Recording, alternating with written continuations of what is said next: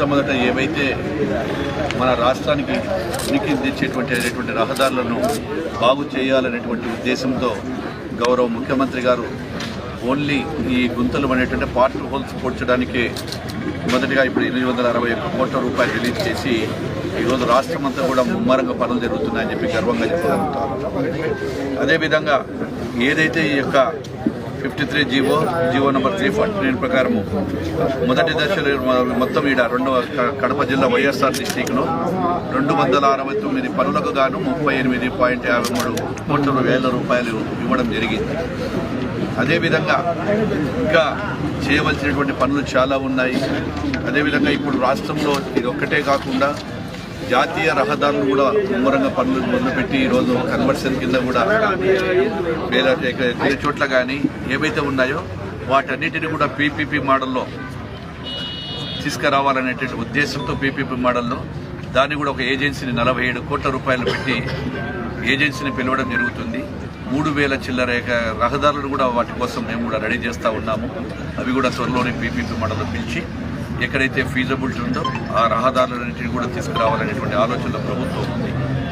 అదేవిధంగా దాదాపుగా ఇంకొక 10,000 పైన కిలోమీటర్లు కూడా 31 వర్కులకు నేషనల్ హైవేగా మార్చాలా, కన్వర్షన్ చేయాలనేటువంటి ఉద్దేశంతో గౌరవ ప్రధానమంత్రి గారు కూడా కోరడం జరిగింది.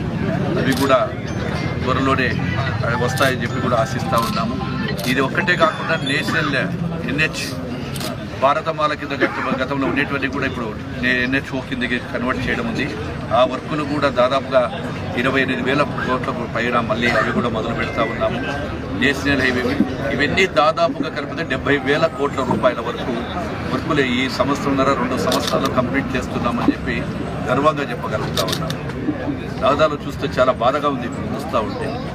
అందుకే ఎన్ని ఇబ్బందులు ఉన్నాయా, ఏ సమస్య ఎక్కడ ఉన్నాయా, ఖచ్చితంగా రహదారులు అన్నింటినీ బాగు చేయాలనేటువంటి ఉద్దేశంతో మా ప్రభుత్వం దృఢ సంకల్పం ఉంది. నేను కూడా ప్రతి జిల్లాలో ఈ పార్ట్ హోల్స్ మీద ఈరోజు ప్రత్యేకంగా ఏ విధంగా పనులు జరుగుతున్నాయి అని చెప్పి రావాలనే ఉద్దేశంతోనే కంటిన్యూగా రోడ్డు మార్గంలో తిరుగుతూ ప్రతి జిల్లాలో జరుగుతున్నటువంటి యొక్క పార్ట్ హోల్స్ అంతా కూడా రేపు సంక్రాంతి పండుగ నా మొదటికి ఎక్కడ కూడా గుంతలు లేని రాష్ట్రంగా మార్చాలి, గుంతలు లేని రహదారులు చేయాలని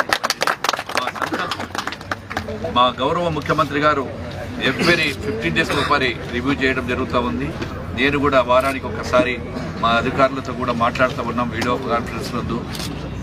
కాన్ఫరెన్స్ కనపడి ఎక్కడెక్కడ ఇంకా ఏమైనా ఇబ్బందులు ఉన్నాయని. కొద్దిగా శ్రీకాకుళం, తిరుపతి అటు సైడు ఢిల్లీ కొద్దిగా వర్షాలు ఉండడంతో కొద్దిగా వెనక్కు తగ్గారు, కొద్దిగా ఇబ్బందులు అయినాయి. ఏది ఏమైనా సంక్రాంతి పండుగ ఆఖరికి